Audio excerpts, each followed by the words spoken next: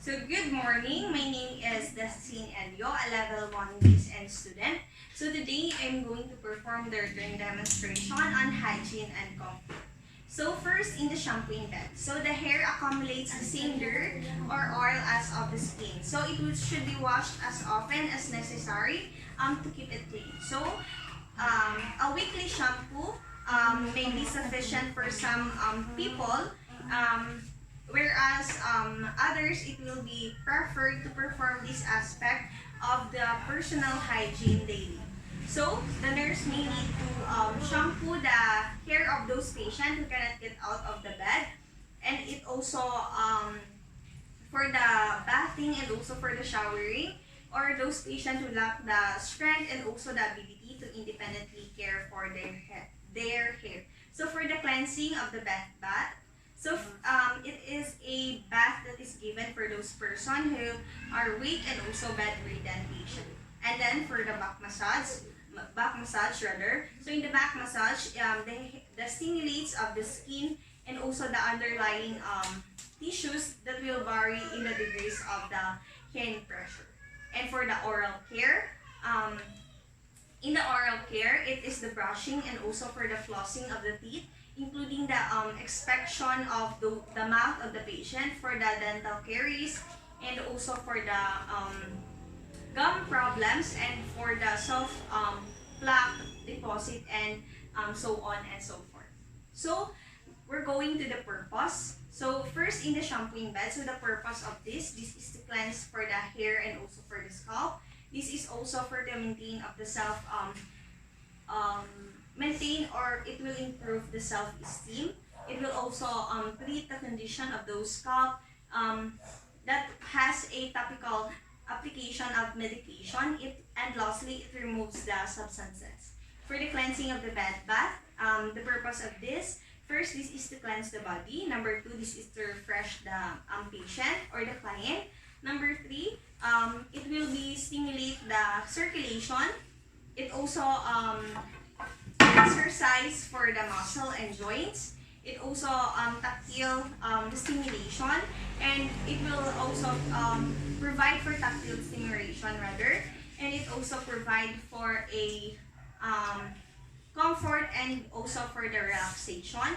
It also improve the self concept of a person, and lastly, this is to facilitate for the head to toe assessment of the patient. So for the purpose of the back massage, so number 1, this is to provide for the opportunity to assess on the back of the and also the skin on the back. It also non-verbally communicate for a concern for the patient's comfort. It also relax the muscle and the tense muscle by relieving the pain, and then it will promote the rest and sleep of those patient or the client. It will also stimulate the blood flow of the skin and also for the underlying tissues of the patient.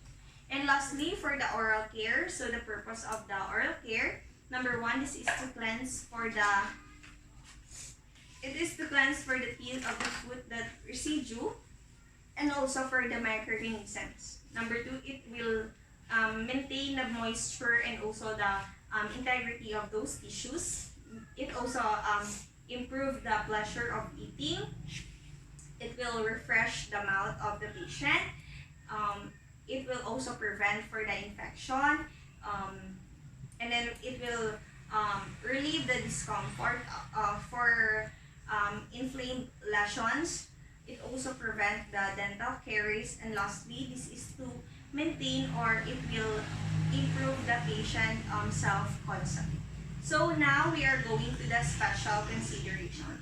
So for the shampoo in bed, the special consideration is what we're going to do is we're going to use a small amount of a shampoo to wash the hair of the hair of the patient. And so using too much shampoo will make it more difficult to rinse out. After that, we're going to scoop warm water to the hair completely. So the hair, if the hair is very very dirty, the thing that we're going to do is we're going to shampoo and rinse again rather. And then when the hair is clean, what we're going to do is we're going to remove the senior's head from the basin. For this special consideration in the cleansing of the bed bath, we're going to always make sure that the person will not fall on the bed if you will need to walk away. And for the special consideration of the back massage, so it is very important because it is the one that improves the blood circulation of the patient. It will also, or this aids in an recovery of the muscle soreness from activity or physical activity of the patient. And this will also, or the massage will also relax the muscle for an improved range of emotion of the patient. And for the oral care, this special consideration of the oral care, we're going to use foam brushes dipped in water. So we're going to use water if the mouth is too sore to be brushed.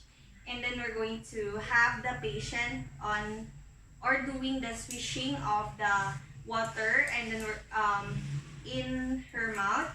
And then the patient should slip it into the bowl or a cup. After that, we're going to dry the mouth of the patient and then we're going to apply a water-based or a lip balm or any moisturizer that will help the patient's lips to avoid any dryness or dryness of the patient. So now, the thing that we're going to do is we're going to assess for the skills. So in the skills, the first thing we're going to do is we're going to identify and discuss the procedure to the patient. And then, so we're going to assess the patient's ability to assist in the bathing process and also in the personal hygiene preferences. So this will promote the reassurance and also provide for the knowledge of the procedure. So the dialogue, it will be encourage the patient's participation and it also will allows the individualized nursing care.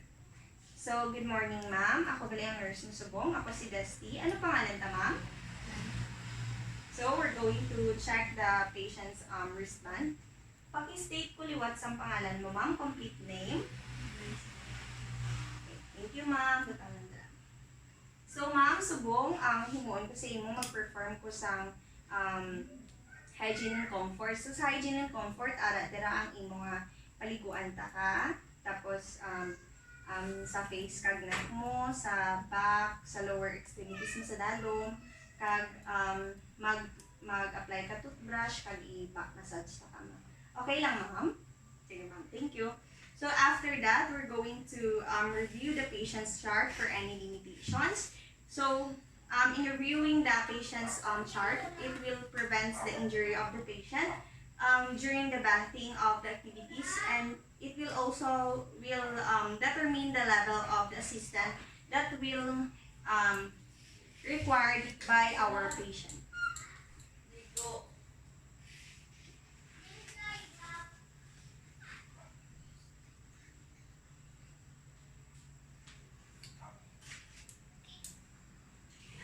So after that, the thing that we're going to do is we're going to bring the necessary equipment on the bedside stand or over the bed table. So this is our equipment, and then so bringing the needed equipment, it will be easier and also will conserve time and energy, and also for the arranging of items near the nurse, it will make it more convenient. So it will also help to prevent the stretching and also the twisting of the muscle and nerve of the patient. After that, we're going to provide for the patient's privacy and comfort. So in providing that, first thing that we're going to do is we're going to close the curtains around the bed, and then we're going to close the door. So, if possible. So, this is to ensure that the patient has a privacy, and also it will lessen for the possibility that the loss of the body hit during the bath. So after that, the thing that we're going to do is we're going to perform hand hygiene. And then if you suspect any cuts or on the scalp of the patient and or blood on the hair, we're going to don the disposable gloves, and then we're going to lower the head of our bed. So this thing will deter the spread of the microorganisms.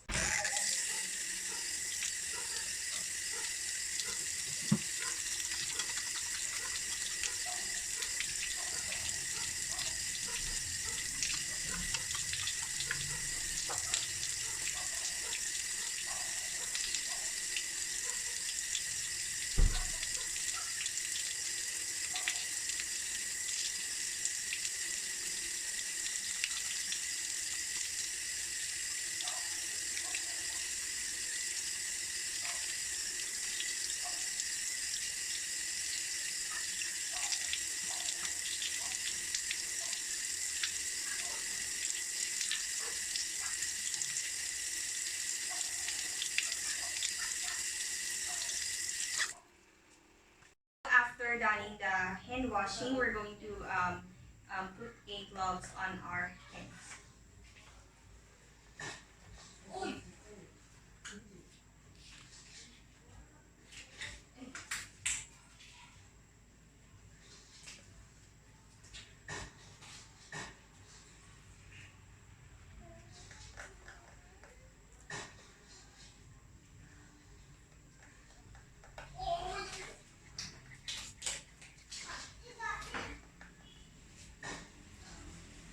So after that, we're going to offer a patient a bedpan or a urinal.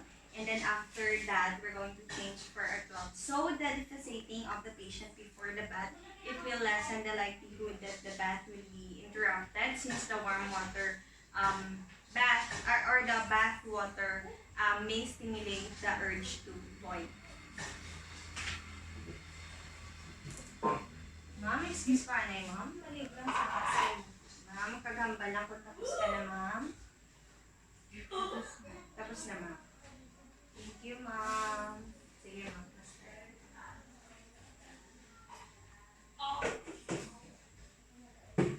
So, after, we're going to dispose our gloves. And we're going to put it into the garbage. After that, we're going to wear another gloves in our hands.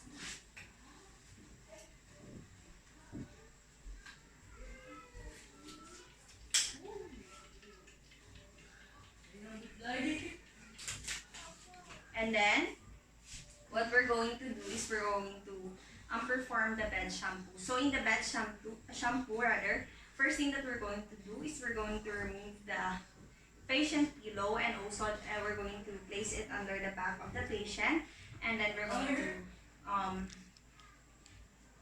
going to place the protective pad over the head and the shoulder of the patient. And then what we're going to do is we're going to position the client on the near side of the or edge of the bed. After that, we're going to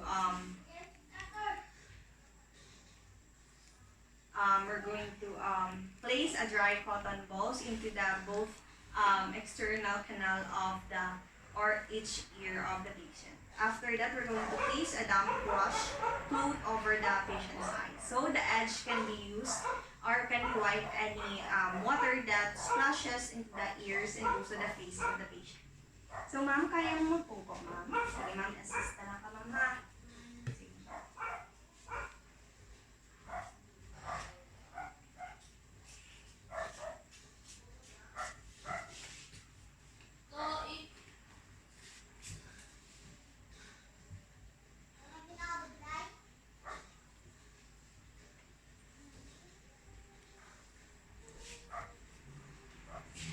Going to the other side of the bed. And we're going to pull the remaining protective pad.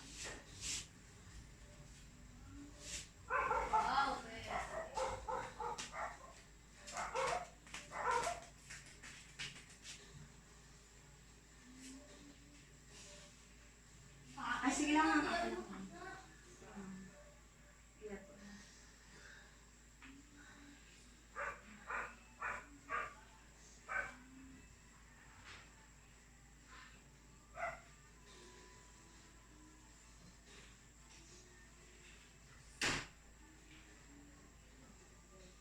Okay na ma'am. Balik lang po yung dad na. Sige na ma'am. Sista lang naman yung problema. Okay na plaster mo ma'am? Okay lang.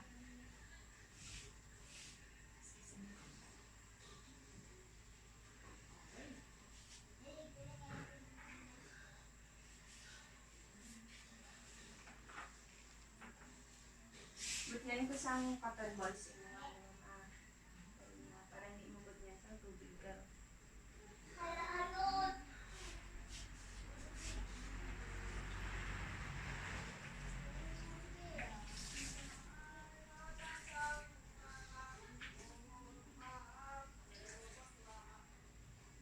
Ma'am, magbutang ko sa inyo mama.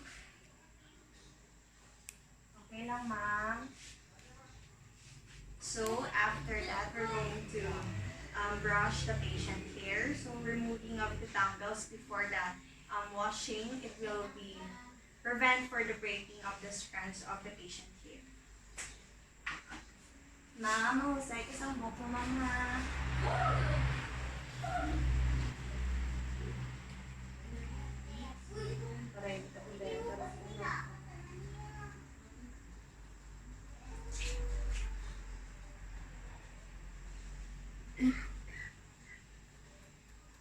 Hindi sakit, ma'am.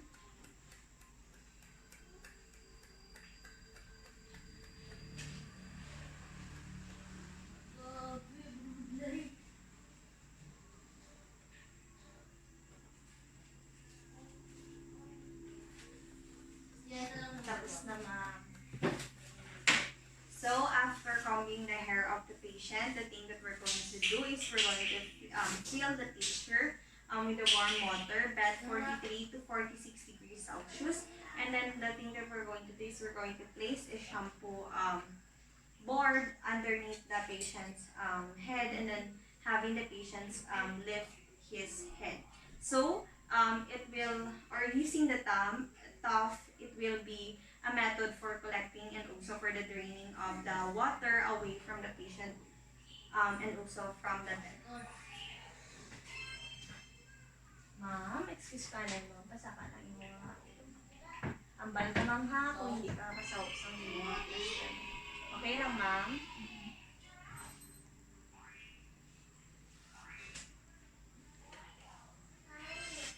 So,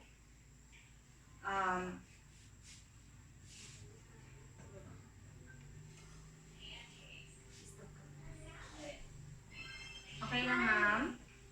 So after that, we're going to place a bucket on the floor underneath the drain of the shampoo board. So this is to catch the water from the shampoo board or trough. So this is our bucket. So after that, we're going to lay a towel over the client's chest, and then chest and also in the shoulder of the client. So the edge will be used to wipe away any water that will splash on the patient face and also in the ears.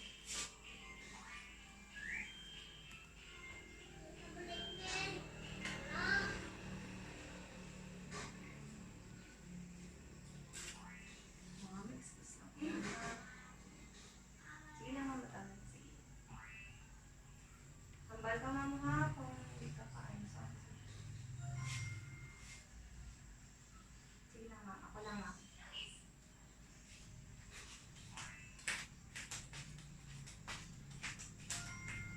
Excuse ko, ma'am, ha. Sige, ma'am.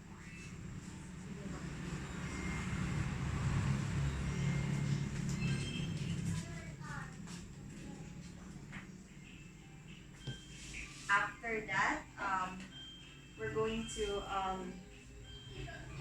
pour a pitcher of a warm water slowly over the patient's head, and then we're going to make sure that the hair is saturated, and after that we're going to refill the pitcher if needed.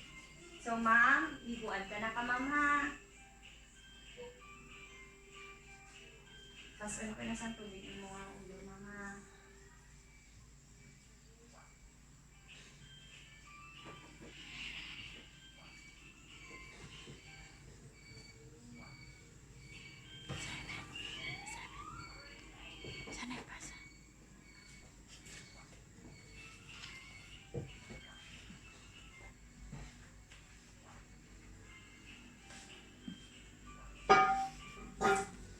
So after that, we're going to apply a small amount of a shampoo on the patient's hair, and we're going to work on the shampoo into the scalp, into the lather, and then we're going to massage the scalp of the patient, and we're going to be careful for or to avoid any cuts or lesions or sore spots of the patient. So the wet hair will release the shampoo, and also it will help for forming the suds of the patient. After that, so yeah, the lathering will help from the distribution of the shampoo, and also or throughout the entire hair of the patient in a uniform frequency. So nahulog.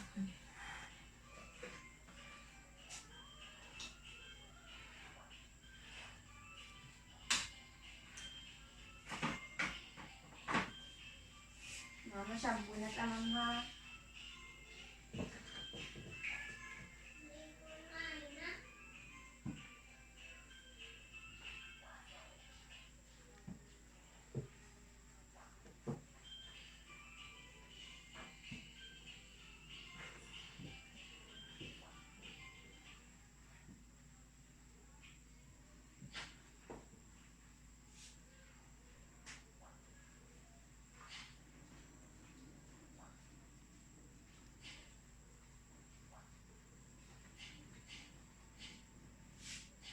So after that, we're going to rinse the hair of the patient with warm water, bed 43 to 46 degrees Celsius, until the shampoo is out of the patient's hair.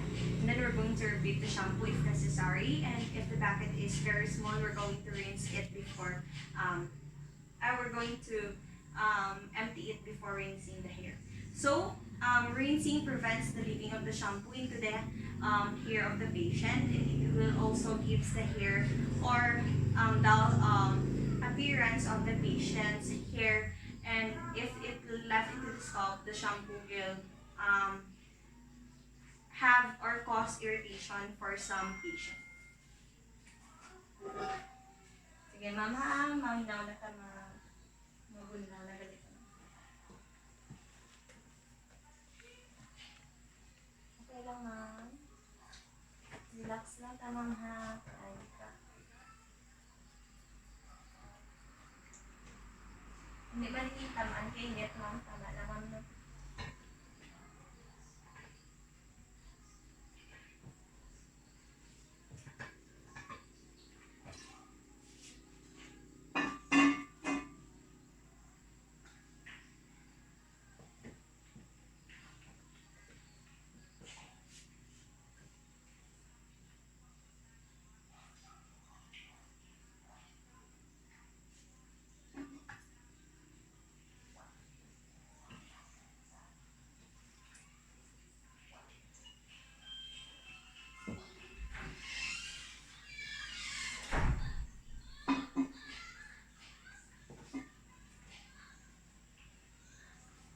So after that, the thing that we're going to do is we're going to place the towel over the patient's hair, and then we're going to remove the shampoo board on the patient. So the towel will absorb the water.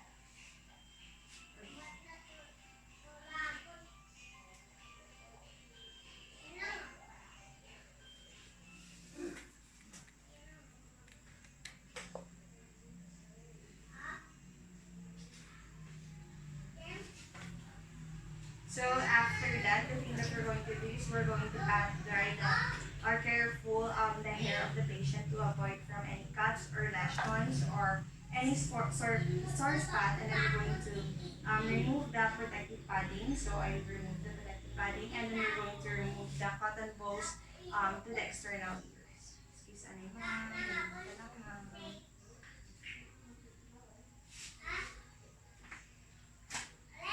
So after that, so um, so after that we're going to gently dry.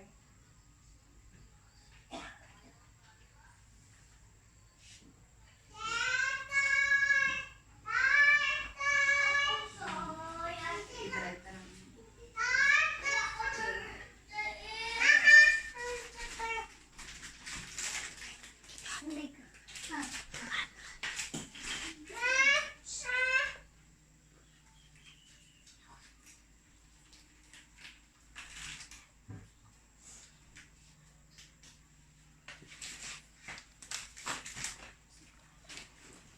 So after that, the thing that we're going to do is we're going to gently brush the hair of the patient, and then we're going to remove any tangles if needed. So we're going to raise the side rails, and then also we're going to lower the patient's head, and if we're going to leave the client. So this is to ensure for the privacy. So ma'am, kaya mong pungko. Ma'am, no? Kaya mo i-ano pa yung mga buhok.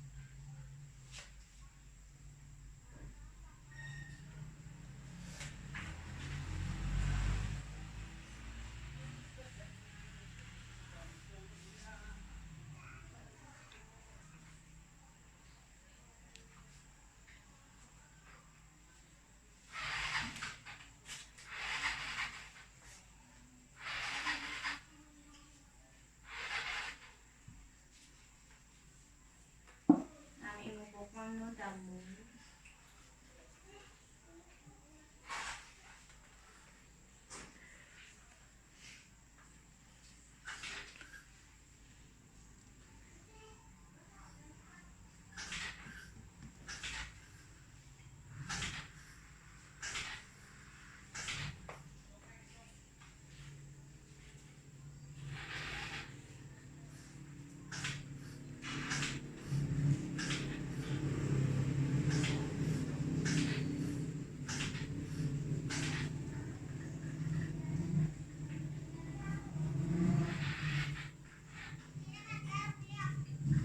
So after that, we're going to remove the towel from the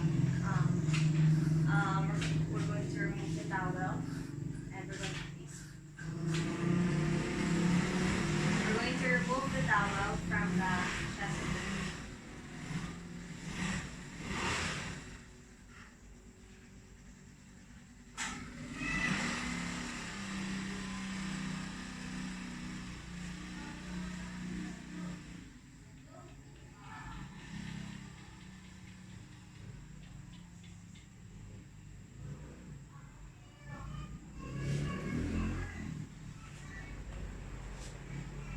Then we're going to adjust the ends. Okay na pa matchag mo, ma'am?